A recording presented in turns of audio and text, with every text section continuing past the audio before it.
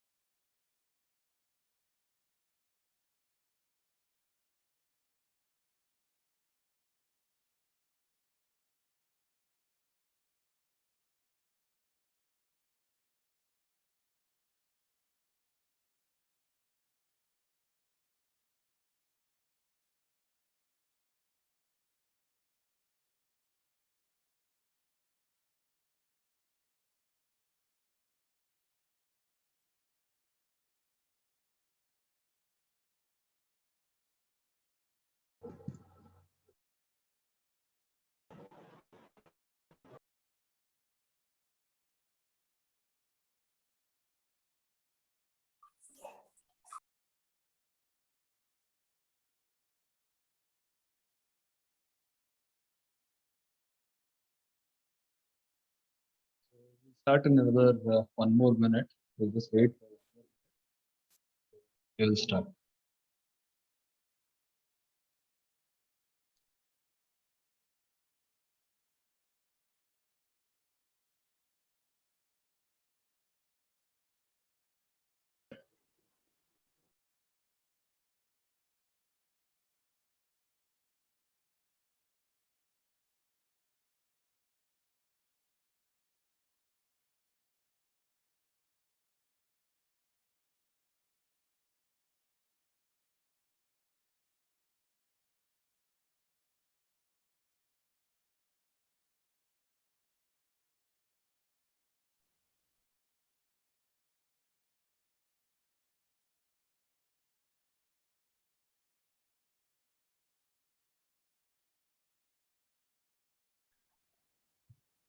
Okay.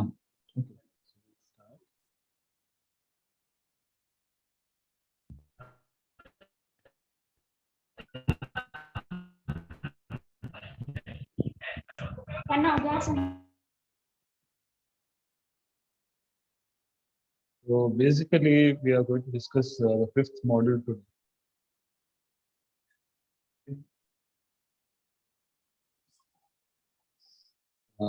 Fifth module is about data reduction. Okay, so already you have completed the project in which you may have collected large amount of the data. Large amount of the data in the sense what, like many variables you may have considered for your study, as well as in your project you may have considered 15 different. So first we'll be discussing about the validity and the reliability. So how to test the validity and the reliability. So this is basically module 2. So we'll discuss. Now we are discussing it. Okay.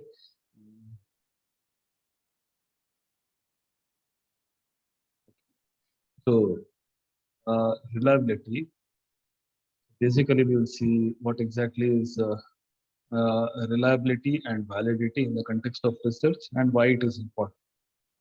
The first thing is we should know what are the different random errors and systematic errors possible in the research. Okay, so this is just for your information. Different types of random errors possible are fluctuations in the person's current mode. Right? So based on the respondent's mode, we experience that based on the you meet 10 different people and they will be in 10 different modes, and based on their mood, usually what will happen, they give their response. Right? So that may be right or wrong. We don't know exactly. Mood in the sense what possibly they may not have much of the time. They may be willing to help you out in providing the response. They may be willing to give the response, but possibly they may be involved in other works, correct? So working professionals, if you have to see, sometimes they may not cooperate in giving the response. So all those things are possible. So how do we know whether the responses which we obtain as a researcher, uh, is it really reliable? Whatever response they have given us, is it really reliable, and how far it can help us in bringing out a right conclusion? Correct. So errors possible are fluctuations in the person's mood, correct, and misreading or misunderstanding the questions. Sometimes the language may be the barrier. Whatever you want to, others may not have understood it properly. Someone has unmuted.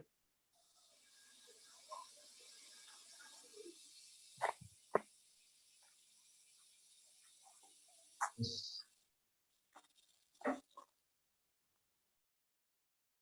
Correct. So all these are possible, and measurement of the individuals on different days or in different places. So these are the different types of errors possible. Next is the systematic error. Sources of the error, including the style of measurement, tendency towards self-promotion, cooperative reporting, and other conceptual variables are being. Systematic error means what? Whatever variables you have included, uh, is it actually the variables which are supposed to be included or not? For example, let us assume that sometimes uh, as a researcher you may want to know what is the quality of the service. Right? So how best is the quality of the service? Maybe it is in the hotel industry. How better? What is the quality level of the food that they provide in their hotel? Right? So that you may want to understand. So conceptual variables. So what does conceptual variable mean here? So whatever variables you have considered in the study, is it actually measuring the quality of the variable or not? That is basically about the systematic error. So it is basically about systematic error means what? So it is being created by the researcher himself.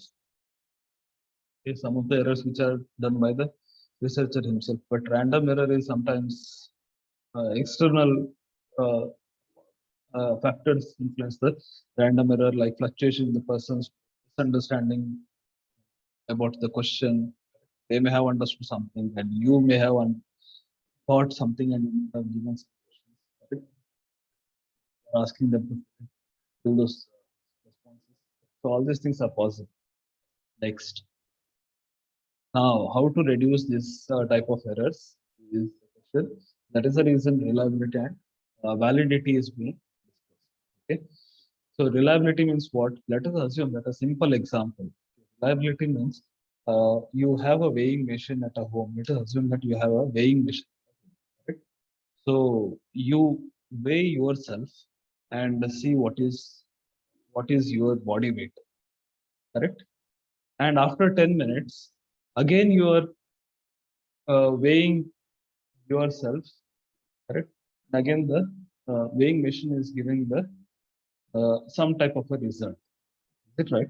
Now, even after 1 hour, if you weigh yourself, the body weight will not change. Is it right? So that is nothing but the reliability. You are relying on that particular machine, that is weighing machine, and you are seeing whether the answers you get is correct or not. Correct, but you are 100% sure that the answers provided by the weighing machine is correct. Why? Because it is very much consistent in giving the answers. Right? Even after 1 hour, 2 hours, you weigh yourself. correct? Weigh yourself, it will not give some inconsistent answers. It is nothing but the reliability. The same thing is expected even from your respondents, correct? Uh, no matter how many times you go and ask the same question, the respondents must be giving the same answers. It is nothing but the reliability. The extent to which the variables are free from random error. Random error means, again, I told, it is coming from outside, external factors, usually determined by measuring the variables more than once. Next is validity. Validity, one type of validity is called as the construct validity. The extent to which a measured variable actually measures the conceptual variable. So it is nothing but uh, so as I already told, whatever variables or whatever questions you have included, whether it actually measures what you are supposed to.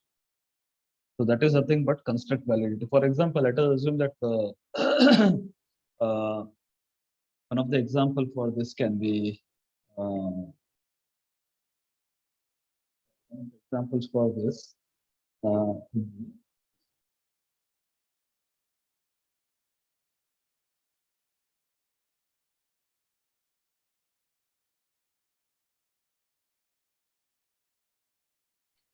Correct. So quality of let us assume that we want to measure what the quality of the restaurant service. Restaurant service. Now, what do you mean by construct validity? Construct validity means here you are trying to determine. Okay, you will be asking different type of the questions. Is it right? Is the food quality up to the mark or not?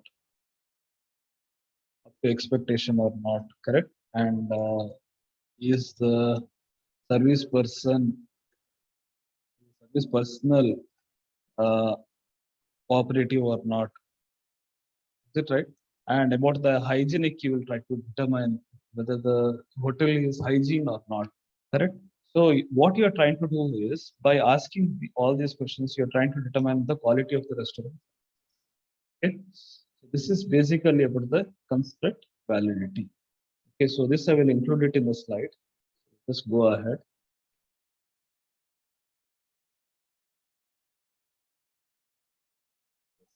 So how do we increase the reliability aspect? How do we improve the reliability aspect? So reliability is nothing but you're trying to ask the same question to different point of.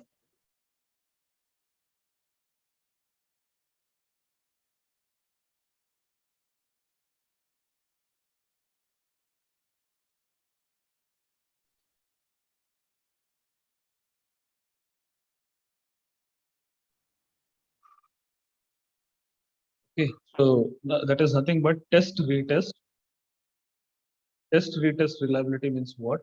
You're trying to, as a researcher, you again ask the same question. For example, I feel I do not have much proud of. Again, the same thing is being asked. I feel I do not have much proud of.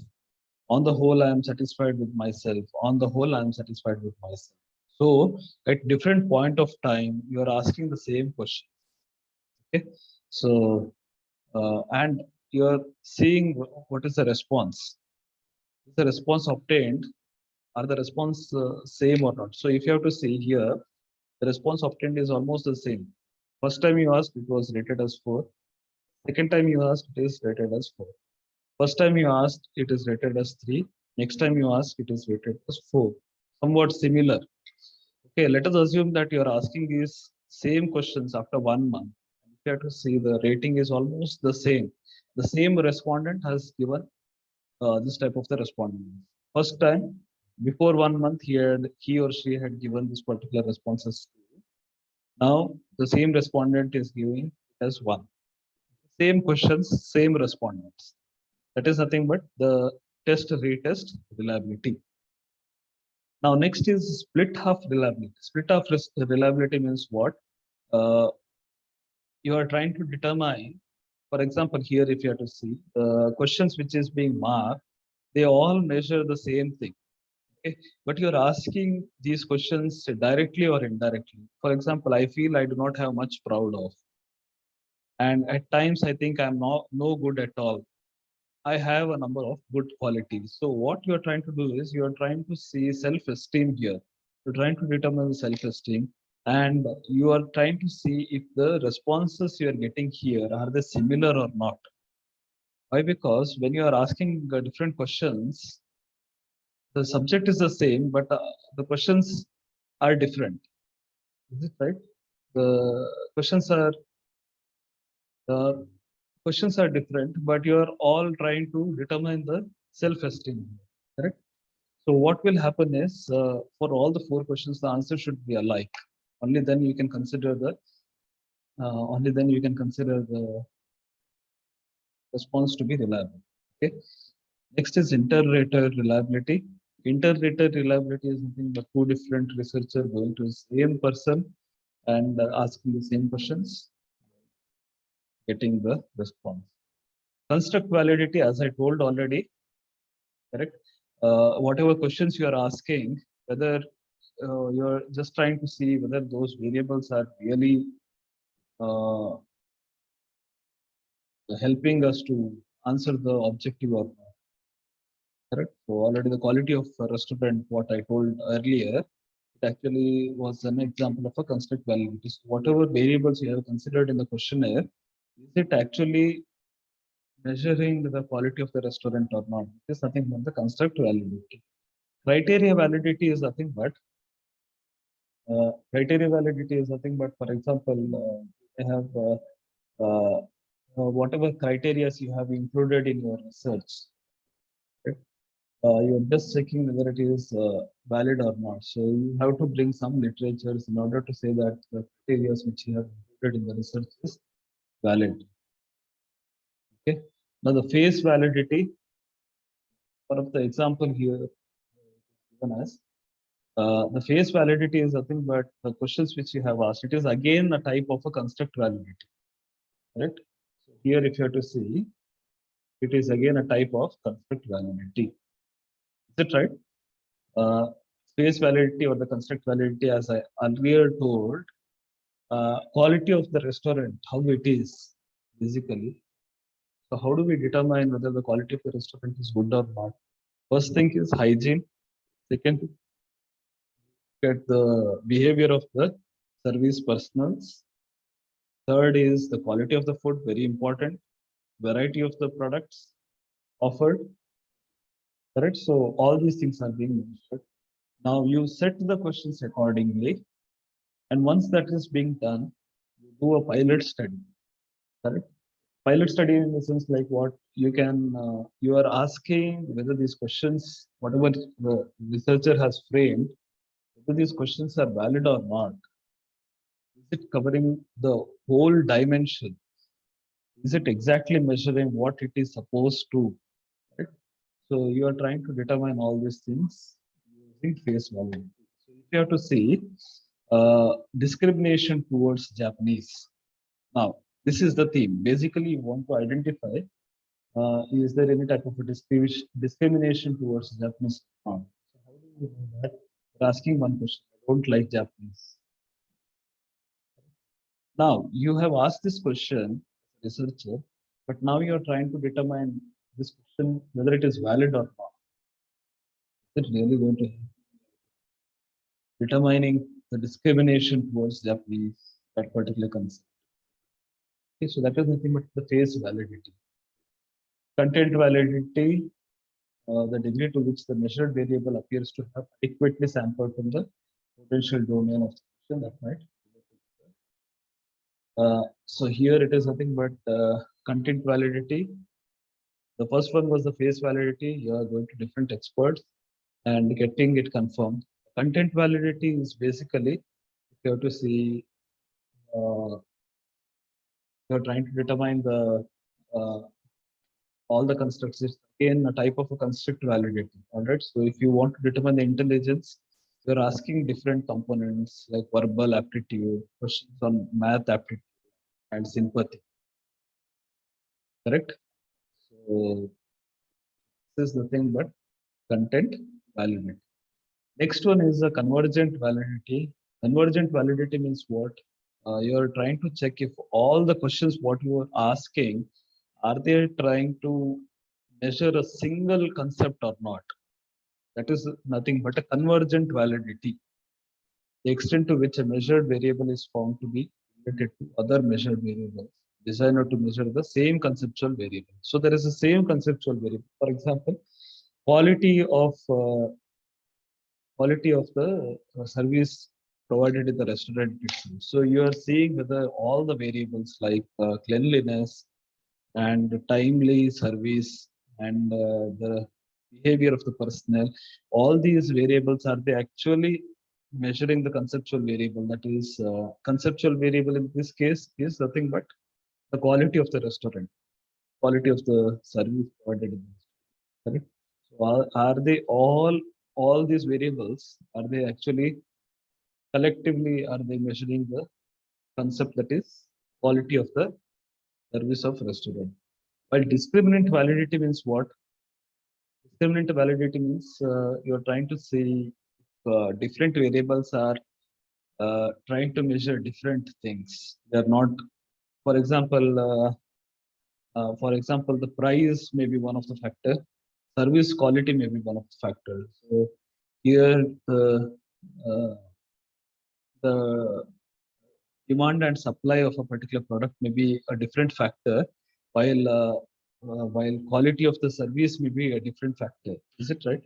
Now here you are trying to determine the variables, are they totally different? Like whatever questions you have asked, are they measuring the same concept, or they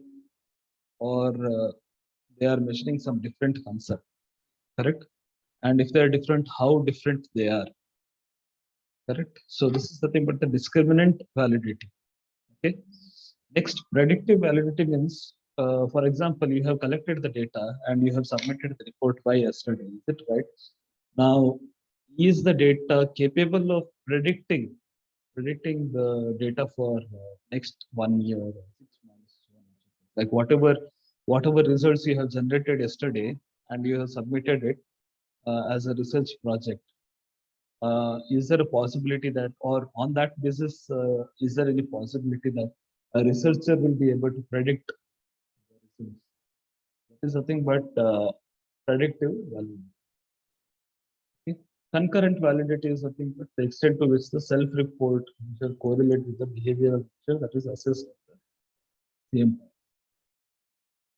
So here, concurrent validity is nothing but you are trying to define uh, whatever uh, whatever concurrent validity is nothing but here you're testing it usually using two different researchers, correct? So whatever the questionnaire you have developed, is it really matching the questions prepared by the other researchers also, right? So basically, concurrent researchers means concurrent validity means it is basically you're trying to determine, you're trying to match the questions which is being developed by yourself with that of other research. That is nothing but concurrent validity. Now, how do we improve the reliability and the validity? So, as I told until now, reliability is nothing but even if you conduct the test today or previously, just 1 year, 2 years back, the responses what you have got should have been the same.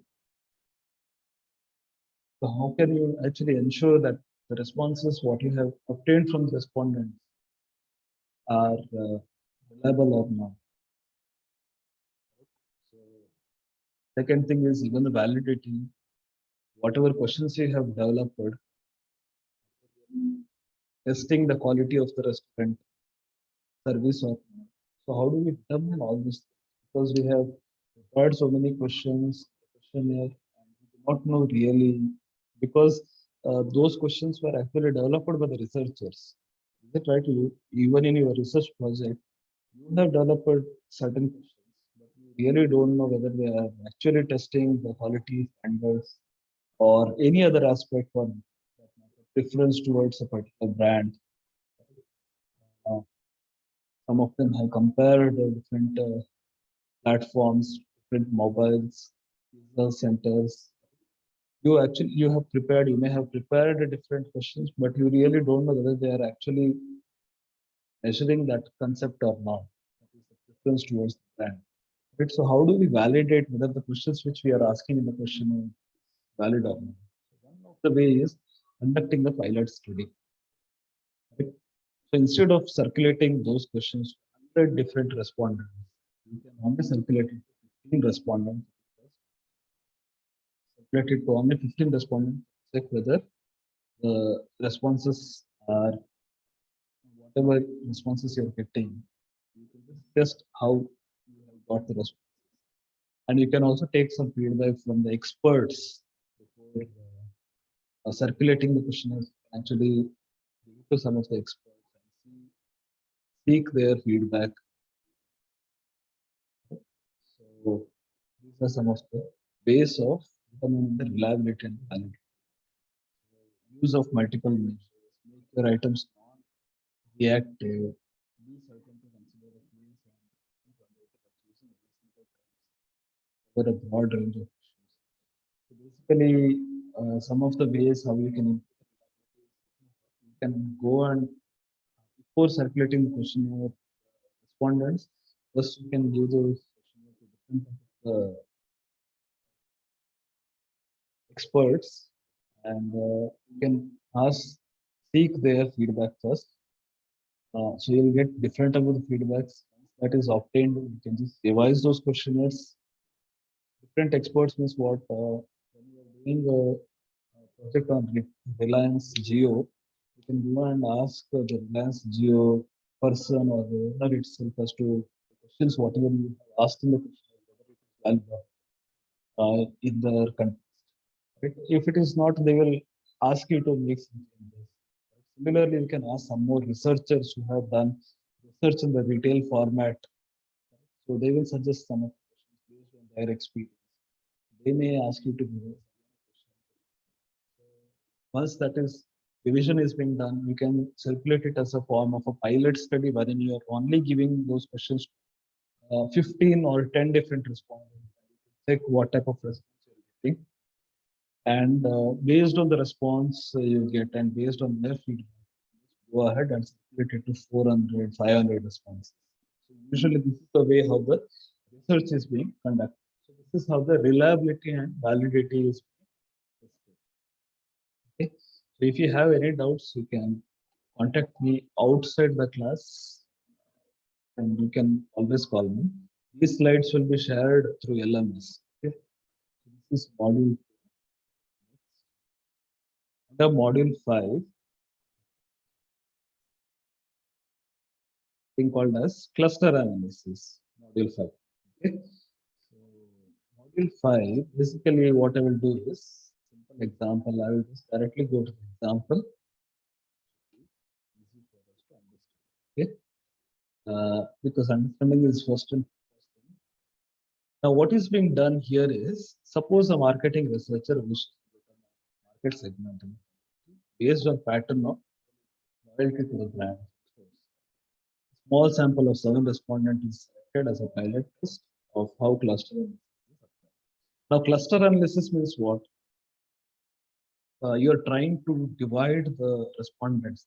Now, for each of the project, you have collected 15 responses. Is that right? Now, each of the respondent, you are putting them into different categories. For example, what they're trying to do here is they're trying to see whether each of the customer coming to their shop, are they really loyal to the brand? Let us assume that mobile outlet. So are they really loyal to Samsung Mobile, or are they loyal to me as a store owner? Are you getting this? So they wanted to test this. So two measures of loyalty is being considered. One is store loyalty, and another is the brand loyalty. Okay. So these are the ratings 0 to 10. The question was from 0 to 10. Now, what has happened? These are the different responses. Okay, so the first respondent A has given 3 as the rating out of 10, 2 as the rating for the brand loyalty. Similarly, second respondent has given 4 as the rating for the store loyalty, 5 as the rating for the brand loyalty, so on and so forth. Is it fine? So what is being done is this is being plotted on the graph.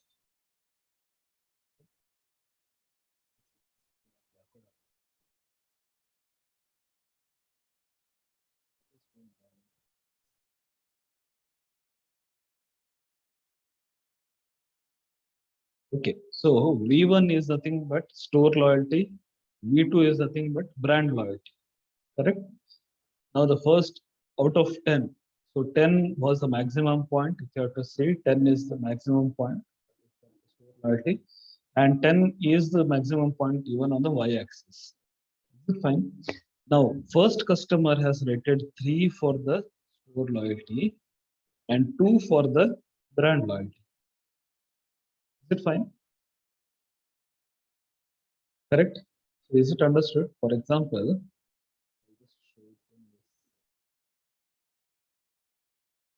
whiteboard.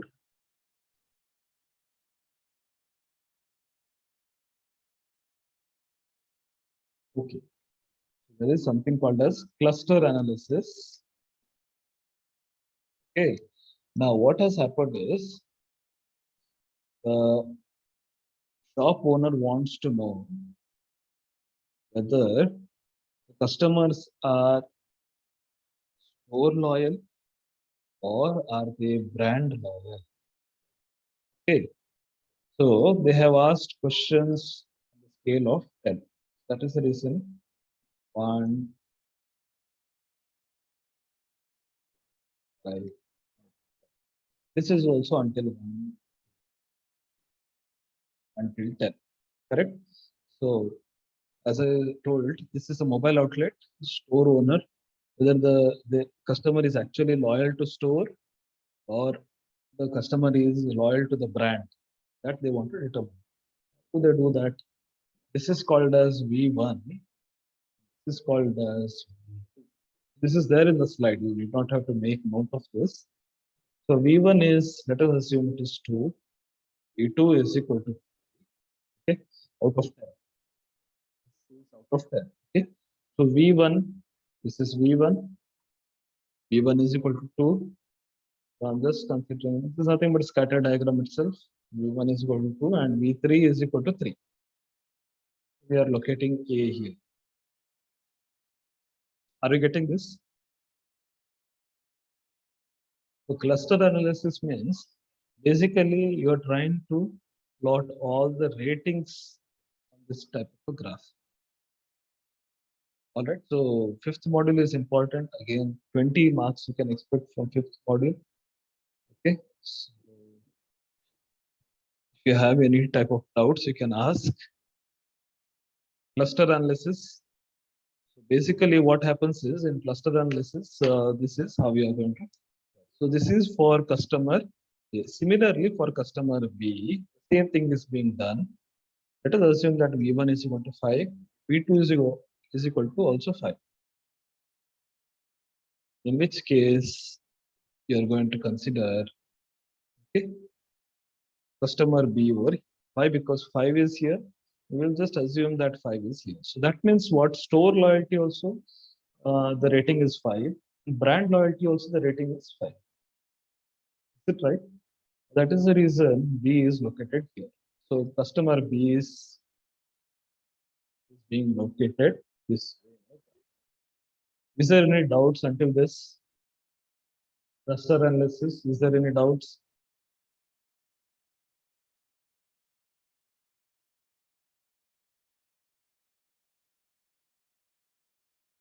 Is there any doubts in the cluster analysis?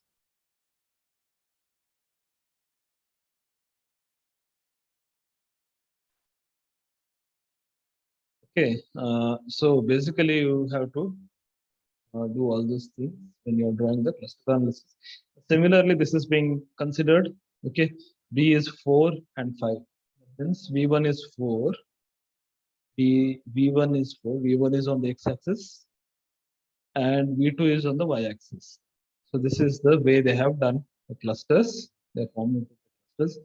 Once this is done, what is being considered next is they are going to cluster all these things, cluster the respondents. Okay, so we'll just go back to the definition. Exactly, they have given. See the application of the cluster analysis. Now, what are the applications of the cluster analysis? In psychiatry, what will happen is a person's psyche is being determined. They're going to cluster them, or they are going to categorize a particular patient into a particular category based on this cluster. Similarly, biology also the same thing. The genes or the DNA of a particular customer or patient is being determined, and an individual is being categorized into a particular DNA. Similarly, the information retrieval, that is the third point. In the information retrieval, what will happen is you may have searched the information related to movie, correct? When a new film gets released, a lot of search takes place, correct? Now, using the Google search, or Yahoo search, or different types of the search engines. Now, based on this type of the search, based on the process of searching, what will happen is that again uh, the the person who is searching it gets categorized. So whether the person is trying to review it, okay, or whether the person is trying to see the trailers, or the person is trying to see who are the stars, co-stars, okay, or a person is trying to search that particular movie in order to see in which theater it is being released. Correct. So all these things may be the reason. So a customer is being categorized into different categories or different clusters. Again, these are the different applications of cluster analysis. Data reduction. So if you have to see, you're trying to reduce the big data, so on and so forth. Maybe there may be 500 respondents. So if you are categorizing them into some 4 or 5 categories, then you have only 5 categories to analyze. Is it right? So all these things are about cluster analysis. Whatever I have told just now, you can just read it, and if you have any doubts, you can get back. Okay. So how many groups are being formed, so on and so forth. Based on the distance, how this cluster is being determined. So based on the distance between the two different points, clusters. So for example, here, if you have to see, you have located A and B, is that right? Now, how do we determine whether this particular customer falls in cluster A or cluster B? Correct. So it is nothing but based on the distance. For example, let us assume that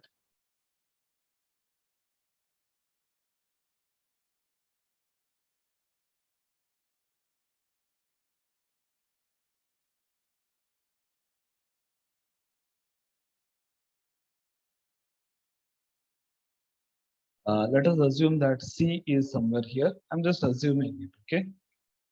If anyone has any doubts, you should ask me. Let us assume that you have plotted the points like this, wherein you have A, B, C. These are all the customers, A, B, C, D. Okay, all these are the customers. Now, based on the distances, so if you have to see, it is very much evident that this distance is very much less. The distance between C and B is less, and the distance between B and B is less. So you can call it as cluster 2, and you can call this as cluster 1. Why? Because the distance is very much less. Right? Cluster 1, if you have to see, it is very much less. The distance is very much less between the two respondents. So the thinking, the thought process for these two customers are the same. So you can put them in the same cluster. Are you getting this? This is nothing but the cluster analysis. Is there any type of a doubt?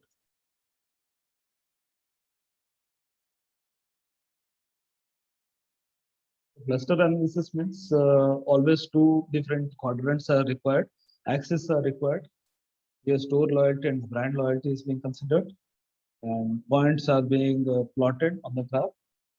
Once that is done, they are being clustered or grouped, categorized.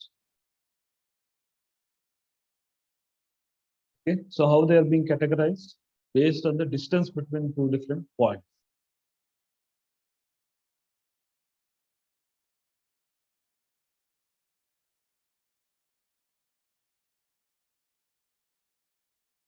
So is there any type of a doubt?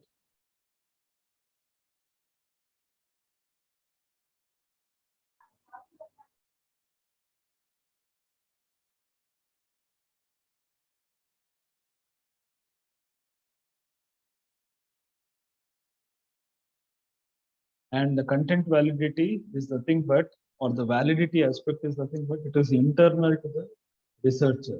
For example, checking the questions, whether they are actually measuring what they're supposed to measure, and checking whether they are able to predict the same questions. Are they, whatever the data you have collected, will they be able to, can they be used to predict data in the future? For example, if you have to see pandemic itself, whatever the data they have collected now, they are able to predict it for the future also. Is it right? Based on the current present data for pandemic, with that data, they are trying to predict what is going to happen, what may happen in the future. They are expecting this to repeat again in the next year, next 2, 3 years, whatever it is. That is the thing with the predictive validity. Getting this? So that is internal. That is in the hand of research. While reliability aspect is not in hands of the researcher. Why? Because checking whether the, so if you have to see the respondents, usually what will happen is you have to see whether the responses given by the respondents are same at a different point of time. Now you have already collected the responses, is it right? After 3 months, if you give the same questions to the same respondent, is there a guarantee that the respondent will give the same response to you for all the 15 questions you have asked? Is there a guarantee that you get the same response? That is nothing but the reliability aspect. How reliable the response is.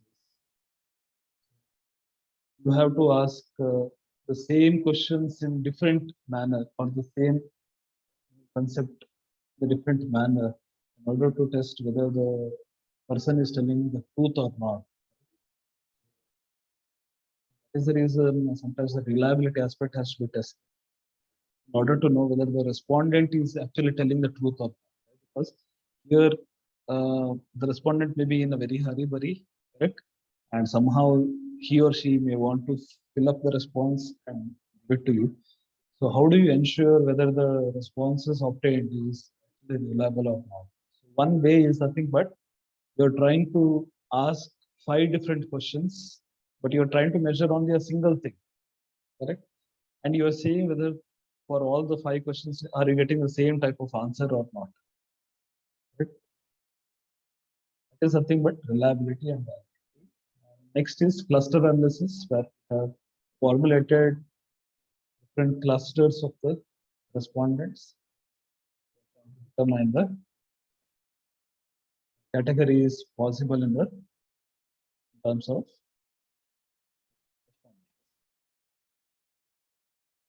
Okay, so if you have any type of a doubt, you can just ask. For now, we'll just go ahead.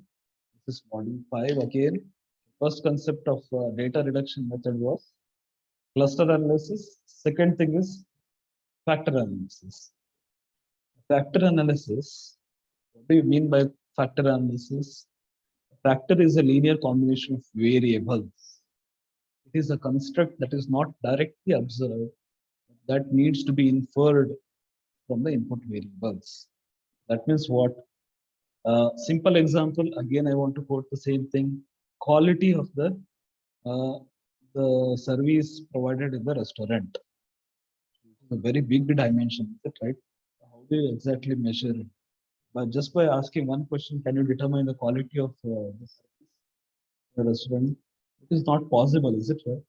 You have to ask 10 different questions, possibly sometimes 15 different questions, correct? Only then you can determine what is the quality of the service. Similarly, let us assume the poverty level.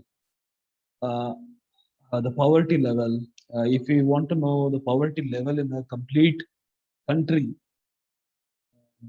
in what poverty level the people are right now. How do we know that? If we ask just one or two questions, would it be possible to determine the poverty level? It is not possible, is it right? So you may have to ask 10 different questions in order to know just one construct. It is called as a construct or a factor. It is called as poverty level, correct? In this example, it is poverty level. So if you want to know the poverty level, you just ask what is their consumption level, what is their salary, what is their daily expense, correct? How much do they spend on food? How much do they spend on clothes, correct? Uh, so these are the different things. So after getting the response for 10 different questions, only then you will be able to know what is the poverty level in the nation and what is the quality of the service.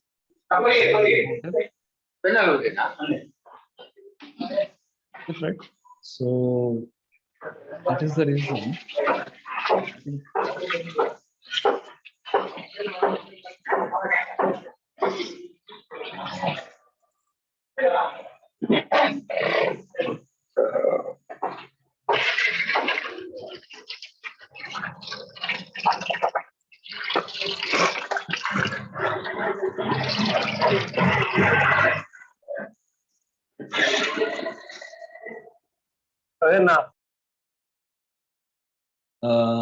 Yes, so once this is done, so factor analysis means go ahead. Yes, so factor analysis means basically it's a combination of all the different variables. Okay. Now this is nothing but the variable reduction factor. So you may have collected so in the questionnaire what you have asked, there may be 15 different questions. You can actually combine all these questions. Quickly, we'll just go for one of the examples and see what exactly is factor analysis. Let's go for an example. There is question number 1. Where whiteboard.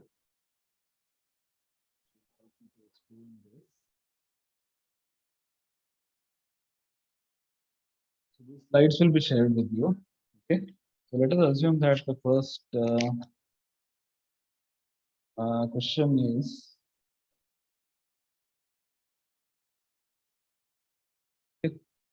customers of toothpaste. Okay, customers of toothpaste asked to were asked all these questions. Okay, first thing is question number one. Question number one. It is important.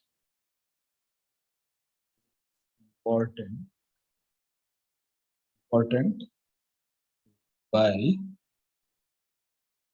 toothpaste that prevents cavity.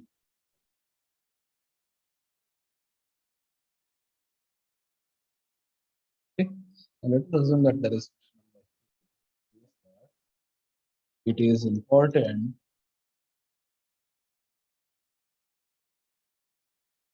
to buy toothpaste to get a shining. We'll have the last question.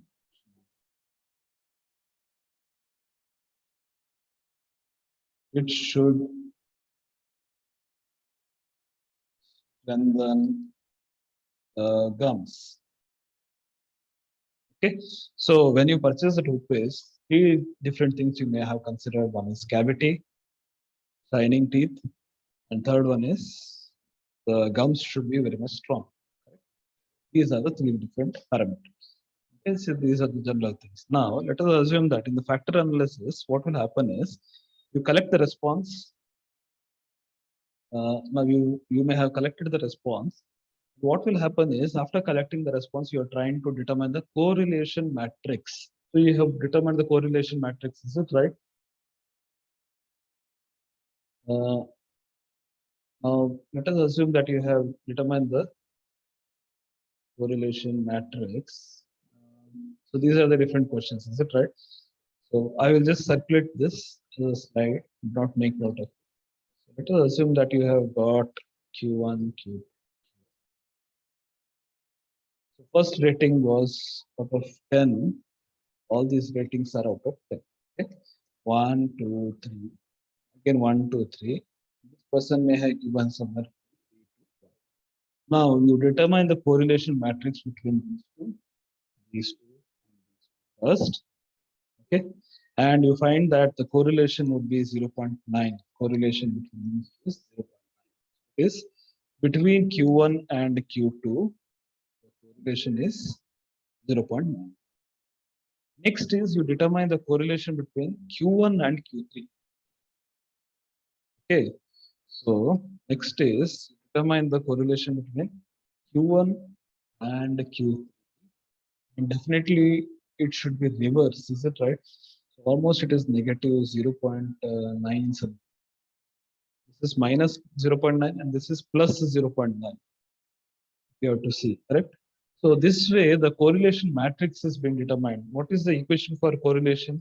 R is equal to summation of x minus x bar into y minus y bar. Correct? You have done this calculation. Correct. Minus x bar whole square. So using this equation, they have determined this. Okay. R is equal to minus 0.9 and R is equal to plus 0.9. Now, using this equation, what is being done is this particular matrix is being developed. If you have to see between question number 1 and question number 2, there is a correlation of 0.987. Between question number 1 and 3, there is a correlation of 0.801. What happens is question number 3 correlates strongly with each other and hardly question number 1 and 3 there is a very strong correlation. Similarly, question number 1 and 2 also there is a very strong correlation. What they do is they put all these questions under one particular factor. They consider it as one single factor. So if you have to see in this case, there is two factors. Okay. 0.987, 0.801, 0.765. If you have to see, all these are considered as single factor. Okay, question number 2 and question number 1. Question number 3 and question number 1. Question number 3 and question number 2. So all the question number 1, 2, and 3, they are, so question number 1-3 is being put in a single category. While if you have to see 4, 5, 6, 4, 5, 6 is put in a single category. They are called as a single factor. So there are totally two different factors. Is it understood? So totally two different factors are there. Okay, so different questions are being asked. These questions are being considered in different type of the, they are grouped and they are called as a single factor. Okay. Now, what is the process of conducting the factor analysis? Nothing but they see the correlation matrix like what we did just now, and they run a program on factor analysis, and they determine the total number of factors, and finally the interpretation of the factors. Okay, just as an example, I will just revise what we have done just now. Okay, so first question number 1. Question number 1 was related to cavity. You purchase the toothpaste because of cavities. Second one is you purchase a toothpaste because of shining teeth. Third one is you purchase it because of a strong gums. Q4. Let us assume one more question because there is fresh breathe. Q5, let us assume that Q5 tooth decay. Just to prevent tooth decay, we do this, we purchase this, correct? And just as a habit, we are just purchasing, correct? What has happened is you are asked to rate all these questions. Okay. I'm just repeating the same factor analysis again, much clear to you. What is being done is Q1, Q2, Q3. Okay, so all these things are being written. 1, 2, and 4. Question number 1 is has got 1, 2, and 4 as the. Similarly, question number 2 has got different type of the ratings like 4, 2, 1, 3, 2, 6. Correct? So all these are out of 10. Right? 1, 2, 4, 3 to 6. Like this, even for question number 4. And after doing this, what is being done is the correlation coefficient is being defined first between Q1 and Q2. Again, correlation coefficient is determined between Q2 and Q3. So you have determined Karl Pearson's correlation coefficient, right? So using that correlation coefficient, this particular matrix is being developed. Okay, so this particular matrix has been developed. Is it right? So between question number 1 and question number 2, the total correlation is 0.987. Next is 0.801, 0.765. Now, these three are correlated. Why only these three? Because if you have to see question number 1 and question number 2 is related. Question number 1 and question number 3 is related. Question number 2 and question number 3 is correlated. Similarly, here question number 4 and question number 5 is related. Question number 4 and question number 6 is related. Question number 5 and question number 6 is related. So 4, 5, 6 is put in the category, while 1, 2, and 3 is put in another category. Okay, is it right? That is the reason these are considered as two different factors. Is it right? This is about the factor analysis. Cluster analysis is basically what you have seen earlier. They are putting the customers into different type of the categories. Like one of the researcher may be searching a particular movie in order to see if their favorite actor or actress is there in that particular movie or not. Some of them may want to review that particular movie, give some comments for that movie. So that is the reason they need searching. So you can categorize the searcher or a particular individual into different type of the clusters. Right? So that is the application of the cluster analysis. One of the example is here, store loyalty and the brand loyalty is being plotted on a graph. Correct? And once the points are being plotted on a graph, they are being classified. The customers are being classified. Okay. So how they can be, how these clusters are being formed? Basically, the clusters are being formed based on the distance between the 2 points. Based on the distance between these 2 points, we are determining to which cluster they must belong. Belong to cluster 1. Okay, and reliability is nothing but you're trying to ask the same question after 1 or 2 months, and you're seeing whether you are getting the same response. That is one way of testing the reliability. Second way of testing the reliability is you are asking 4 or 5 questions on the same topic. And if you are seeing whether you are getting the same type of answer from your respondent. So you'll get to know whether your respondents are actually speaking the truth or are they giving us genuine answer or not. These are the different topics which we have discussed today. If you have any doubts, you can discuss with me, or we will continue in the afternoon.